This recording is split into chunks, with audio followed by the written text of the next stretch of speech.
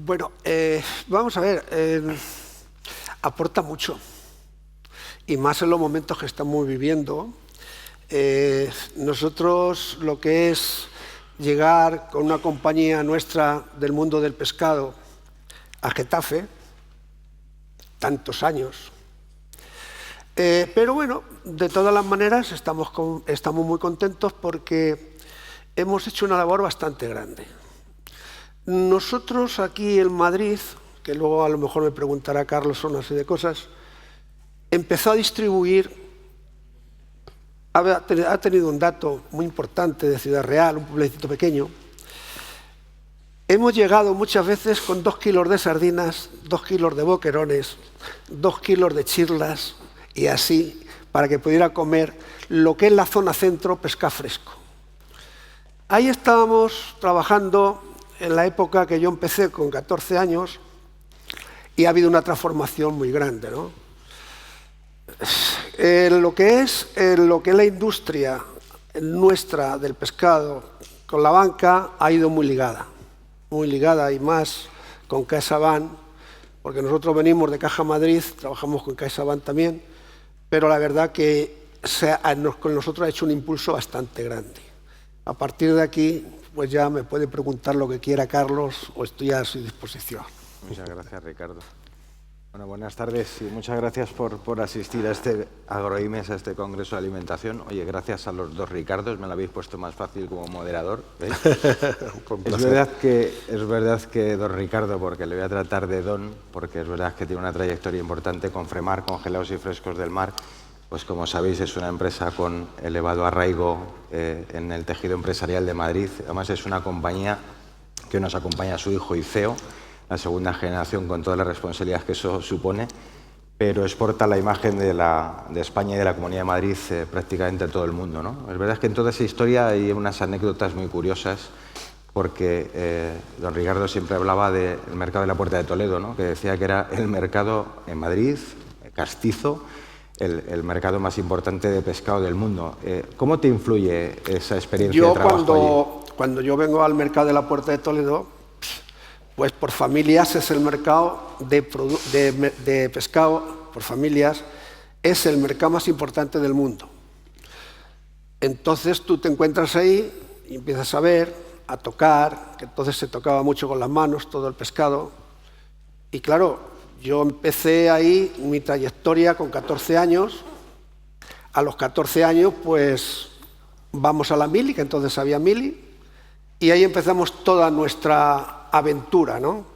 De querer trabajar, luchar y luego llegar a la edad mía de ya cuando yo ya vengo de la mili, veo un poco la claridad de lo que se puede hacer, que se podía montar digamos no una compañía, una empresa de pescado. En aquella época pues había que luchar mucho, pero sí que había mucho margen para poder trabajar. Si querías trabajar en el pescado las 24 horas, podías trabajar las 24 horas, pero porque era muy agradecido. Porque, y se ganaba dinero, ¿no? Bien, ¿verdad? Yo no voy a hablar de dinero ahora. Vamos a hablar de trabajo. Se trabajaba 24 horas porque se ganaba dinero, ¿no? Ahora. Entonces había una cosa que era lo siguiente. Empezabas a descargar a las 5 menos cuarto de la mañana, a las 5 de la mañana. Luego había una sentaduría. Luego había una exportación, luego había otra serie de cosas, lo que quiere decir es que podías estar trabajando lo que quisieras. Y como yo voy a contar hoy una anécdota de verdad muy curiosa, cuando me pregunte aquí Carlos alguna cosa, ¿qué quieres que te diga, Carlos? Toda mi vida trabajando en el pescado, cuando yo empecé, pues era una gloria aquello. Ya. Oye, tenéis por eslogan, sabemos de mar, somos de mar, pero ojo, estáis en Getafe. Sí. A mí, explicarme un poco, porque bueno, si Getafe tuviera mar, yo creo que ya nos saldríamos de turismo de la Comunidad de Madrid. Eso tiene dos explicaciones. Lo primero, la verdad que hemos sido pioneros en el mundo extractivo, a todos los niveles por el mundo entero, ¿no? Pero hay dos cosas. Donde se descarga o se pesca el producto y donde ya se consume, el punto final. El hablar yo de ese puerto de mar tan grande de Madrid como era la Puerta de Toledo en aquella época, que hoy es una universidad, por suerte, para todos los estudiantes y para todo el mundo que parece que pertenece a la Universidad de Carlos III, entonces aquello, ¿qué pasaba? Que tú lo traías, pero a la vez, como he dicho, desde Madrid se mandaba al resto de España. Estoy diciendo al resto de España. Llegabas a toda lo que es la zona centro, Andalucía, etcétera, etcétera. Y parecía mentira. Llegabas hacia León o hacia Palencia. ¿Por qué? Porque aquí se concentraba todo lo que es el transporte. Lo primero, que no había tantos camiones, no había tanto ferrocarril como tenemos hoy. Entonces la logística tenía que llegar por fuerza a Madrid. Y desde Madrid se hacía mucha fuerza, porque ya tú distribuías al centro de España. Digamos que era un tema como internacionalización, ¿no? Aquí dentro de lo que era en aquella época Madrid con el tema del pescado. Porque no nos olvidemos que el pescado es muy perecedero. Claro. Y entonces había que tener una rapidez muy rápido para poder llegar. Siguiendo por aquella época, porque claro, serías de los pioneros en comprar en países como Tailandia o Marruecos y luego, oye, ¿qué dificultades teníais en esas primeras adquisiciones de materia prima que luego transformabais y vendíais a su vez en países extranjeros? Es decir, ¿cómo os visteis en aquella situación original? Bueno, aquello había una cosa que había una transformación. Había una transformación. Los barcos nuestros, cuando salen a pescar, por ejemplo, a Marruecos, hay una base que es Canarias, pero los barcos tenían que tener, perdón, no sé si me oyen, tenían que tener, digamos, un mantenimiento. Y el único mantenimiento que había, sobre todo en el cefalópodo, era la sal, como el bacalao. Calamar, choco, que me parece que la jibia, como lo queramos comparar, el pulpo distinto. Ahí cuando empezamos. ¿Qué es lo que pasa? Que nosotros salimos al tema internacional a la hora de comprar. Porque nosotros hemos comprado pescado por todo el mundo y seguimos comprándolo. Yo voy a contarte una anécdota que me pasó. Yo llego a Marruecos. En aquella época llego a Marruecos y voy a Agadir. Y habíamos comprado allí 3 camiones de pescado. Entonces, para hacer el documento, que tenía que pasar de un banco a otro, de la banca, por ejemplo, vamos a poner Caixa, llegábamos a la Banca Societat de Marruecos, de la Banca Societat tenía que llegar al otro lado y nunca llegaba. Y yo tenía allí los camiones y ya el dueño, con razón, que hemos escuchado lo que era el tema del cobro, que es muy importante, a un señor aquí, un catedrático me parece, que le decía yo, pero oiga, que yo quiero cargar, y decía, que no podemos cargar, que no llega el dinero.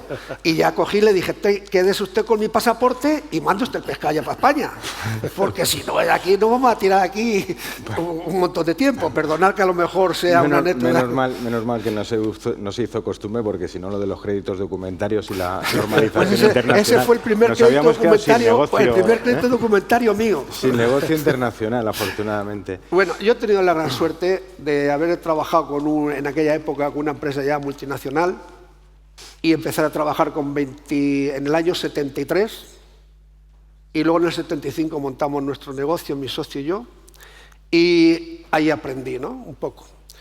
No en el tema de exportación, porque lo de la exportación luego vino mucho después, pero ahí empezamos ya a ver un poco el mundo, sobre todo yo, que yo viajaba bastante. Ricardo, buenas tardes. Tienes toda la responsabilidad. Buenas tardes. Sí, gracias. Tú eres además la persona que más directa tiene relación con nuestro mundo en CaixaBank. Llevas toda la parte, al margen de ser CEO, llevas toda la parte internacional. Oye, ¿cómo desde Getafe, cuáles fueron vuestra planificación, vuestra estrategia, vuestras palancas para salir al mundo de la manera que habéis hecho? Tener una presencia tan internacional y una proyección de la imagen de esta Comunidad de Madrid tan relevante. Bueno, en ese momento yo era un comprador, ¿no? Y al final, pues, la propiedad y en este caso la dirección, pues, tiene un mandato, ¿no? Y en este caso recae sobre mí, que era, pues, salir al mercado internacional e intentar colocar nuestros productos, ¿no? Entonces, claro, es una gran responsabilidad porque era una empresa en ese momento con 35 años de experiencia y muy sólida, ¿no? Robusta en el mercado nacional. Y dije, joder, me ha tocado al gordo, porque era un trayecto para la segunda generación que no estaba caminado, ¿no? Realmente pues habría que planificar, estrategia, análisis. Y yo dije, joder, yo quería ser futbolista y ahora me veo con mi padre y con su socio que me piden algo que para mí es un desafío, pero era grande, ¿no? En ese momento, que pues es salir al mercado internacional y elegir ese mercado, ¿no? Dentro de los productos y las posibilidades que teníamos en ese momento. Bueno, pues lo más importante es la experiencia. Entonces, pues fichar un buen equipo, ¿no? Al final, digo, voy a fichar a profesionales que tengan una experiencia dilatada en los mercados. Y para eso, pues bueno, pues el viaje empieza directamente pues, en la captación de profesionales. Equipo y formación, que era lo que estaban comentando Claro, en o sea, la la sesión información es anterior. poder. Si tuvieras que decirme alguna cosa, ¿cuáles son los factores más diferenciales de la competencia? Es decir, ¿qué hacéis ¿Cómo lo diferenciamos? para diferenciaros de la competencia nacional e internacional? Bueno, yo creo que al final aquí los compañeros en las mesas anteriores han dado la clave. O sea, es decir, el eje central es la calidad, ¿verdad? Sobre todo ver la marca, ¿no? La marca, cómo estaba España en ese momento. Ahora ya hay una consolidación muy grande, ¿no? Pero en ese momento, ¿cómo te ven los clientes potenciales y los países, ¿no? Y luego también la normativa, ¿no? Entonces, teniendo todo eso en un contexto, tú tienes que desarrollar y planificar un programa en el cual tu producto le des valor. Y eso, al final, es un valor añadido, ¿no? Tienes que competir contra grandes compañías y a mí no me importa competir porque es bueno porque te hacen ser mejor, evolucionas, pero sí es cierto que en ese momento había desafíos y en este momento hay otros. Nuestra calidad, para mí, a nivel de marca España y fabricantes, es de las mejores del mundo. O sea, desde que yo tengo conocimiento en este sector, date cuenta de que yo he estado con muchas empresas, he sido comprador, ya no solo vendedor, ahora soy CEO de un gran grupo, entonces he tenido la posibilidad de hacer las comparativas. En ese momento no era difícil. El momento ahora es crucial porque tienes que educar de nuevo al consumidor y no le cuentes historias de que tú tienes más problemas normativos, No. Oiga, dígame usted por qué le tengo que comprar su producto a un precio, ¿no? El justiprecio que se dice, ¿verdad? Pues ese es el reto, y el reto sobre todo viene a las nuevas generaciones, ¿no? Que yo sea capaz de, bueno, pues, de llegar a esa gente más joven y que realmente mi producto sea atractivo y dar esa información, ya sea de sostenibilidad o de manufacturarlo de una manera, pues, evidentemente con mejores garantías de calidad, ¿no? Has hablado de sostenibilidad, ¿no? Es decir, es verdad que está en el día a día de todo el sector primario. Cuando hablamos de sostenibilidad hay un elevado componente normativo. Hablábamos muchas veces como ese sobrecoste que supone toda la legislación. Oye, pero también es verdad que responde a nuevos hábitos de consumidores, ¿no? Sí. Es decir, oye, ¿qué estáis haciendo en la sostenibilidad y, sobre todo, cómo os garantizáis esa sostenibilidad? Básicamente porque compráis materia prima, por decirlo, en todo el mundo y la vendéis en todo el mundo. ¿Qué estáis haciendo? ¿Cómo? Bueno, desde el 91, que ya ha llovido bastante, pues hay un fondo en el que se empieza a trabajar desde las administraciones y desde las certificaciones de empresas privadas en este aspecto, ¿no? Y ahora es muy importante, hombre, yo creo que hemos llegado a un punto en el cual la trazabilidad del producto es importantísima, ¿verdad? Y luego, en nuestro caso, una pesca sostenible y totalmente que sea racionalizada, ¿no? O sea, hay que ser coherentes en este aspecto y yo todo mi apoyo, y ya no solo en la parte de materias primas, sino en las políticas de la empresa, o sea, que también sea sostenible, que trabaje sobre un envase pues, que se pueda reciclar y evidentemente pues, que estés en una situación donde puedas decir ya no solo a tus clientes, sino también a nuestros socios, como los bancos, ¿no? Que estás trabajando en esas políticas, ¿no? Nosotros, en nuestro caso, tenemos nuestro departamento y seguiremos trabajando más fuerte en ese aspecto. Y en esa relación tan directa que tienes con CaixaBank, oye, de nuestra propuesta de valor en ese plano internacional, que es un poco sofisticado, que exige presencia en muchas partes del mundo, ¿dónde consideras que es nuestra principal fortaleza en la relación que mantenemos con vosotros? Tanto desde el punto de vista de la dirección de Banca Empresas, que tenemos por aquí con Silvia Luckman, o nuestros especialistas de comercio internacional que vienen apoyando todas las transacciones y operaciones multitudinarias que realizáis, o incluso los compañeros de divisa, es decir, oye, ¿dónde está esa parte esencial, ¿no? Vamos a ver, yo hablando con mi equipo, porque yo tengo que hacer mis deberes, ¿verdad? Y no quiero ser pelota, ni mucho menos, simplemente decir las realidades, en este caso pues al equipo de CaixaBank, que yo tengo más contacto, decirles que estamos muy contentos con ellos por una sencilla razón, porque son unos grandes profesionales, porque están resolviendo nuestros problemas constantemente y son ágiles, y luego tienen el 100% de la mejor disposición para poder hablar y rápidamente darnos bueno, pues, esa cobertura, ¿no? Y yo te hablo desde la parte de tesorería, divisas, desde la parte operativa y, por supuesto, desde la parte comercial, que es la que trabajamos habitualmente, ¿no? Lo cual espero que me bajen un poco los tipos y todo eso. Bueno, ¿no? eso es lo normal, ¿no? No, que no te lo suban. Que no lo suban, ¿no? Que no me lo suban. Oye, yo pues, soy más de bajar. Pero no, de verdad que hace una labor muy importante y en comparativa con otros, bueno, pues, otros operadores que utilizamos, en este caso financieros, pues realmente todo mi equipo ha sido contundente en lo que acabo de exponer, ¿no? Te tomaste un café con quien era un compañero de trabajo y ahora es tu socio en Confremar, y a ti no te cambió el día, te cambió la vida, y de ahí se generó Confremar, ¿no? Es decir, tienes una historia de éxito detrás, de internacionalización. Mira, nosotros en CaixaBank estamos potenciando, como bien sabéis, a través de distintos programas, el Impulso Agro, o también, por ejemplo, los programas de incorporación al mundo rural de jóvenes talentos y de la mujer. Es decir, esa España vacía que estábamos hablando, pues la intentamos en la medida de lo posible dotar. Si tú escucharas en una cafetería como la que tú estuviste en Puerta de Toledo hace 2 o 3 años, ¿no? Y escucharas una conversación de estos jóvenes de 25 años con los que nosotros trabajamos para explorar ese talento,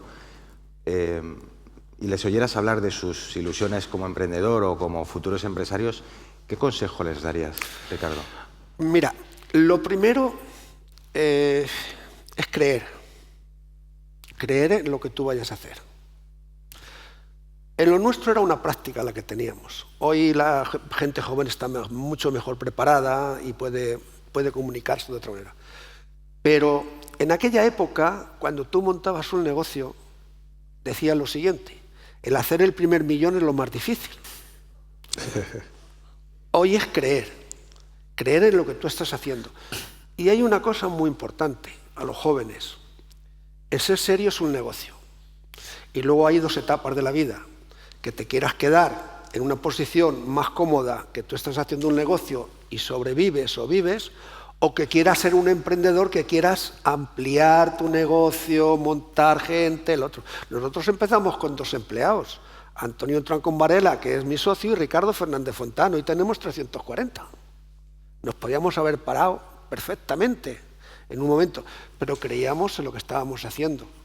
Luego vino toda la transformación, vino todo el lío, luego la exportación, todo. Pero mi consejo que les daría es creer en lo que ellos creen que pueden hacer, y siempre tratando de tener un pequeño mínimo dominio de lo que tú vayas a hacer.